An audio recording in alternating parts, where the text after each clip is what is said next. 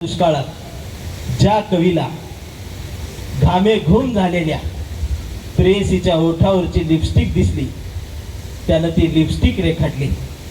ज्यानं तिचा हिरवागार गाऊन रेखाटला आणि करपून गेलेल्या वाळूत सुद्धा हिरवळीवर नटलेली हेमा मालिनी त्यानं त्याच्या वहीत नोंद केली. तो कवी मात्र ज्ञानपीठापर्यंत पोहोचला. मुळात ज्ञानपीठापर्यंत आम्हाला जाण्याची कधीच हौस किंवा भूक नव्हती.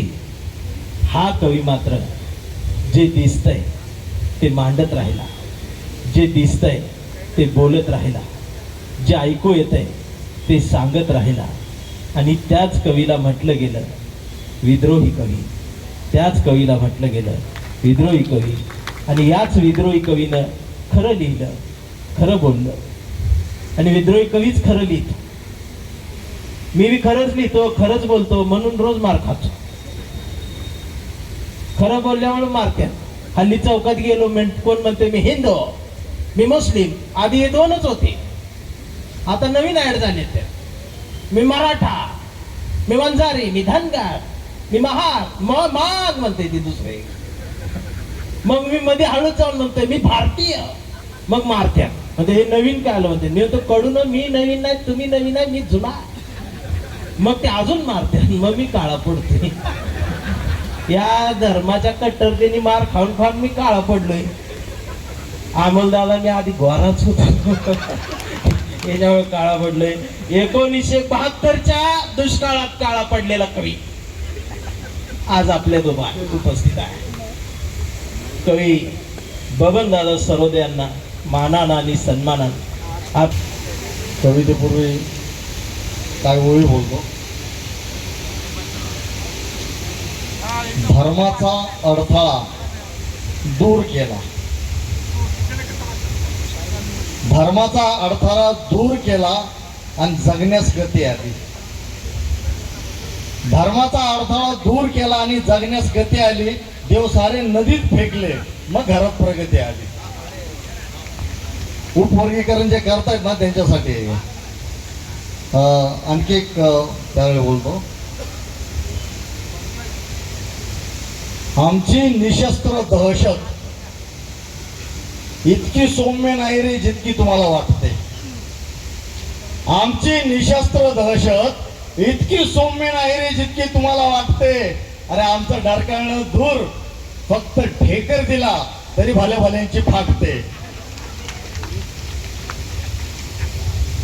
तसं मी काही चांगला माणूस नाही.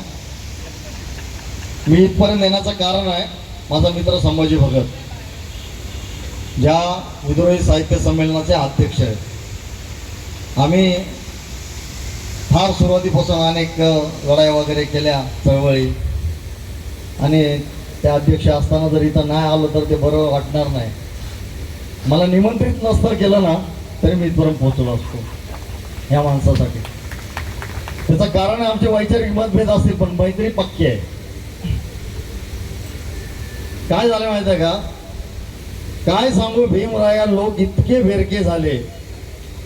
काय सांगू भीमराया, लोक किती बेरके झाले. तुझी चळवळ मारणारे चळवळीत मोरके झाले. काय सांगू भीमराया, लोक किती बेरके झाले. तुझी चळवळ मारणारे चळवळीत मोरके झाले. अरे किती किती बदलले बाप यांनी, किती किती बदलले बाप यांनी. इतके बाप बदलून शेवटी बेमान झाले, पोरके झाले. काय सांगू भीमराया, लोक किती बेरके झाले. तसं मी काही चांगला माणूस नाही.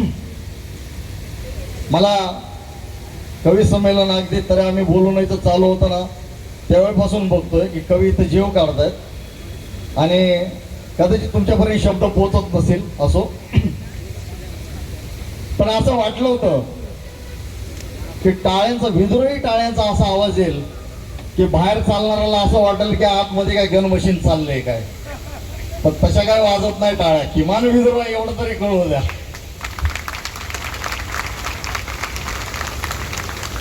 माझ्यासाठी नका वाजवू, विद्रोहासाठी तरी वाजवा. तसा मी काय चांगला माणूस नाही. करतो कत्तला विचारांची सुविचारी जल्लाद आहे मी.